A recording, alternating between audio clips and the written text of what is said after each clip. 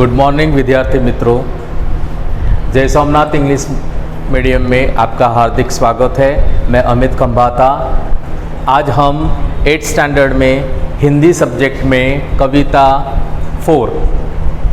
4 उठो धरा के अमर सपूतो उसके बारे में देखेंगे। इससे पहले हमने लेसन 3 पार्ट 3 अंतरिक्ष परी सुनीता विलियम्स के बारे में देखा था। आज हम कविता 4 उठो धरा के अमर सपूतो उसके बारे में देखेंगे। यह एक कविता है। कविता के कवि का नाम है द्वारिका प्रसाद माहेश्वरी। कवि का नाम है द्वारिका प्रसाद माहेश्वरी। तो इस कविता के बारे में हम जानेंगे। उससे पहले हम शब्दार्थ देख लेते हैं। निर्माण का मतलब है बनाना, जन का मतलब है मनुष्य, सुमन का मतलब है पुष्प, गुंजित का मतलब है भौरों के गुंजार से युक्त, प्रायः का मतलब है अक्षर, उद्यान का मतलब है बाग, पुनः का मतलब है फिर दोबारा, आह्वान का मतलब है ललकार, स्फूर्ति का मतलब है उत्साह और सत का मतलब है 100। तो ये है पूरे शब्दार्थ। इस कविता के शब्दार्थ है। कविता का नाम है उठो धरा के अमर सपूतो। तो हम इस कविता के बारे में जानेंगे। उससे पहले हम कविता के कवि के बारे में थोड़ा परिचय लेते हैं। तो कवि का नाम है द्वारिका प्रसाद माहेश्वरी। द्वारिका प्रसाद माहेश्वरी का जन्म 1 दिसंबर 1916 को रोहता, आगरा, उत्तर प्रदेश में हुआ था। 29 अगस्त 1998 में उनकी मृत्यु हुई। उनका जन्म कब हुआ? 1 दिसंबर 1916 को। और उनकी मृत्यु कब हुई? 29 अगस्त 1998 को। उनके 6 काव्य संग्रह और 2 खंड काव्य, 26 बाल साहित्य, 3 कहानी संग्रह तथा अन्य साहित्य भी प्रकाशित है। इतना ऊंचा उठो धरा के अमर सपूतो, कौन सिखाता है चिड़ियों को, चंदा मामा आ, पुनः नया निर्माण करो, माँ यह वसंत ऋतु, हम सब सुमन, एक उपवन के उनकी प्रसिद्ध कृतियां हैं। तो ये थे कवि के बारे में जानकारी। द्वारिका प्रसाद माहेश्वरी के बारे में ये मैंने संक्षिप्त में आपको बताया। अब कविता क्या है? तो प्रस्तुत कविता में प्रकृति तत्वों से प्रेरणा लेकर अपने ज्ञान का उपयोग कर देश के सपूतों को नव निर्माण करने का संदेश दिया है। नव निर्माण यानी नया कुछ निर्मित करने की बात यहाँ पे हुई है। काव्य का हेडिंग है, काव्य का शीर्षक है उठो धरा के अमर सपूतों। धरा के अमर सपूतों को उठने के, जागने के लिए कहा गया है कि उठो धरा के अमर सपूतों, आप लोग उठो, जागृत हो। तो यहाँ पे क्या लिखा है? तो मैं पहले कविता पढ़ता हूं। देखो, उठो धरा के अमर सपूतो, पुनः नया निर्माण करो, जन जन के जीवन में फिर से नव स्फूर्ति, नव प्राण भरो। नई प्रात है, नई बात है, नई किरण है, ज्योत नई उमंगे, नई तरंगे, नई आस है, सांस नई। युग युग के मुरझे सुमनों में नई नई मुस्कान भरो, उठो धरा के अमर सपूतो, पुनः नया निर्माण करो। डाल डाल पर बैठ विहग कुछ नए स्वरों में गाते हैं, गुनगुन करते भंवरे मस्त उधर मंडराते हैं। नवयुग की नूतन वीणा में नया राग, नए नवगान भरो, उठो धरा के अमर सपूतो, पुनः नया निर्माण करो। कली कली खिल रही इधर, वह फूल फूल मुस्काया है, धरती माँ की आज हो रही नई सुनहरी काया है। नूतन मंगलमय ध्वनियों से गुंजित जग उद्यान करो, उठो धरा के अमर सपूतो, पुनः नया निर्माण करो। सरस्वती का पावन मंदिर, शुभ संपत्ति तुम्हारी है, तुम में से हर बालक इसका रक्षक और पुजारी है। सत दीप जला ज्ञान के नवयुग का आह्वान करो, उठो धरा के अमर सपूतो, पुनः नया निर्माण करो। तो ये थी कविता। अब कविता की विस्तृत जानकारी मैं आप लोगों को दे रहा हूं। यहाँ पे उठो धरा के अमर सपूतों पुनः नया निर्माण करो। यानी धरा का मतलब है धरती, तो धरती के सपूतों को यहाँ पे उठने की बात, सपूतों तो यहाँ पे उठने की बात कही है कि आप लोग उठो। तो क्या लिखा है, उठो धरा के अमर सपूतों पुनः नया निर्माण करो। पुनः नया, कुछ नया करने की बात यहाँ पर कही गई है कि कुछ नया करो। उठो, अमर सपूतों को उठने के लिए कहा है कि उठो और कुछ नया करने की बात करो। जन जन के जीवन में फिर से नव स्फूर्ति नव प्राण भरो। जन जन के जीवन में यानी प्रत्येक लोगों के जीवन में नव स्फूर्ति, नई जान लाने की बात है, कुछ नया करने की बात है, उनमें नए प्राण डालने की बात है।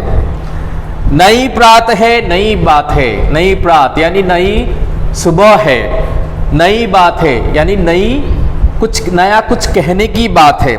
नई किरण है, ज्योत नई किरण है और उसकी ज्योत भी नई है। नई उमंगे, नई तरंगे, उमंगे भी नई है और तरंगे भी नई है। नई आस है, नई सांस नहीं, आस भी, आस का मतलब है इच्छा, तो नई आस है, नई सांस भी। युग युग के मुरझे सुमनों में नई नई मुस्कान भरो।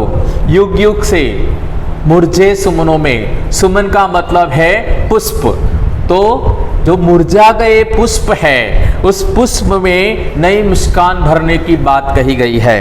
उठो धरा के अमर सपूतों पुनः नया निर्माण करो। हमारे जीवन में हर प्रभात नया है, उसमें नई स्फूर्ति लाने की बात है, नई प्राण लाने की बात है, नई बात करने की बात है, नई किरणें के द्वारा ज्योत प्रकट करने की बात है, नई उमंगों की बात है, नई तरंगों की बात है, नई आस की बात है, नई सांस की बात है।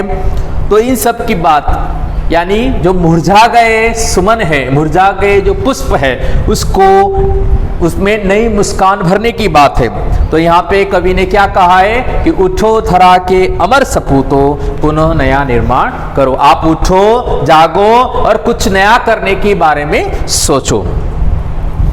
डाल डाल पर बैठ विहग कुछ नए स्वरों में गाते हैं। डाल डाल, विहग का मतलब है पक्षी, पंखी। तो यहाँ पे क्या लिखा है, डाल डाल पर बैठ विहग कुछ नए स्वरों में गाते हैं। जो पक्षी है, जो डाली डाली पर बैठे हुए हैं, वो कुछ नया नया कुछ गाने की कोशिश करते हैं, यानी नया नया कुछ स्वर, नए नए स्वरों में गाते हैं। गुन गुन गुन गुन करते भंवरे, भंवरा जो होता है वह गुन गुन गुन गुन करके एक फूल से दूसरे फूल पर मंडराता रहता है। तो क्या लिखा है यहाँ पे, गुन गुन गुन गुन करते भंवरे, भंवरे एक फूल से दूसरे फूल पर गुन गुन गुन गुन गुन गुन करके मंडराता रहता है। मस्त उधर मंडराते हैं, यानी मस्त होकर मंडराता रहता है। नवयुग की नूतन वीणा में नया राग नव गान भरो। नवयुग की नूतन वीणा में नए राग और नए गान भरने की बात कवि कहते हैं। उठो धरा के अमर सपूतों पुनः नया निर्माण करो, यानी नए कुछ करने की बात कवि कहते हैं। कली कली खिल रही इधर वह फूल फूल मुस्काया है।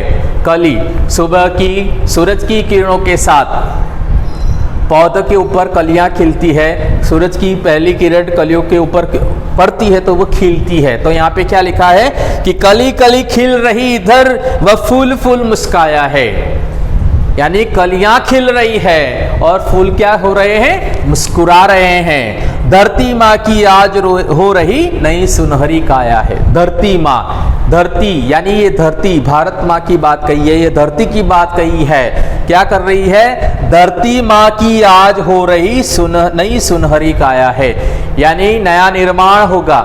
धरती की सुनहरी काया किस तरह से बनती है, बारिश के मौसम में धरती सुनहरी बन जाती है। बारिश के मौसम में जमीन के अंदर पानी जाता है तो पेड़ पौधे या सब उग निकलता है, तो धरती कैसी लगती है, हरी भरी लगती है।